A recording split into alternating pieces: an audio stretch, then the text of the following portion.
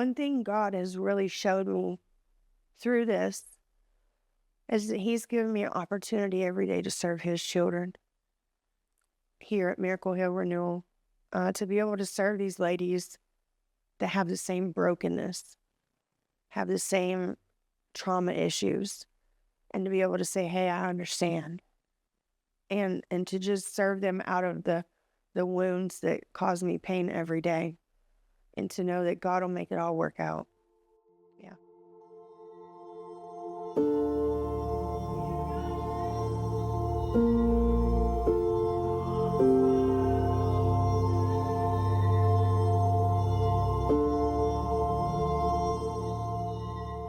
I was born 11/24/1980 in Polk County, Florida, to a very loving Southern Baptist family. I was blessed to be raised by a great family, and unfortunately, at a very young age, experienced some trauma that caused me wounds that I now know that's what I was trying to cover with substances later on in life. Due to poor life choices, I did a 7-month stay in Greenwood County Detention Center, and I was facing 10 years in prison. The judge had sentenced me to Sober Living of America. I went there. It was not a Christian-based program, and I just didn't work out there, so I ended up hospitalized. And thankfully, upon being released from the hospital in Spartanburg, they provided me with a bus ticket to Spartanburg Rescue Mission. It was there that I would have to say I was introduced to Jesus again. And it's amazing how, looking back, I can see God's hand on the whole situation. Even though I was in church as a child, I knew God as a religion, not as a relationship. So now I see how my relationships weren't built on a firm foundation and biblical basis, so that's why they never withstanded. After my divorce, I couldn't see my children, and it just caused a lot of turmoil, so I ended up in the chains of addiction. Was able to get clean for a short period of time, and moved to South Carolina, stayed clean for about 3 years, and I was sexually assaulted in my home. I relapsed, and that's when it started all over again. Addiction took me to places I never wanted to go, and it's like each time I ended up back out there, whatever I said I would never do the time before was right where I would end up. But even in that situation, I could see God's hand on me, because it's only by His grace that I'm here today.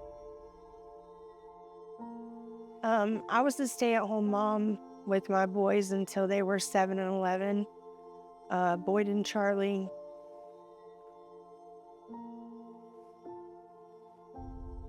were always my world.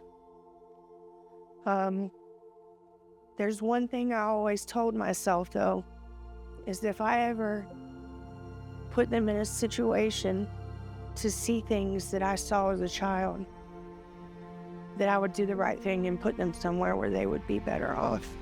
So I ended up signing them over to my in-laws. And that was one of the hardest decisions of my life. I'm praying that one day I will be able to tell my side of the story and share that with them.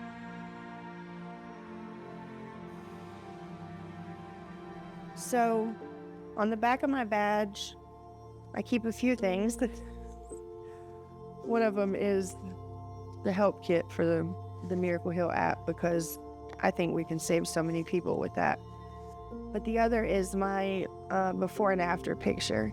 And the reason that I keep it right here close to my heart, and I keep the before picture flipped up, is you wouldn't believe how many times I'll be out grocery shopping, taking a guest to the doctor, or able to pick a guest up who was just coming to our program and minister to somebody.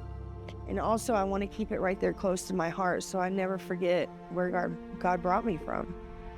You know, God brought me from a miserable place, And Miracle Hill brought me from a miserable place, and I never want to forget that.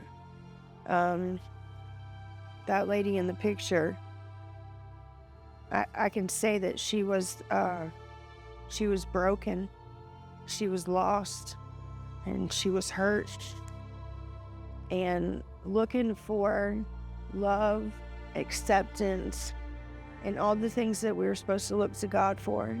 She was looking for them in all the wrong places. And I often just stand there and look into those eyes and just thank God for where He's brought me from.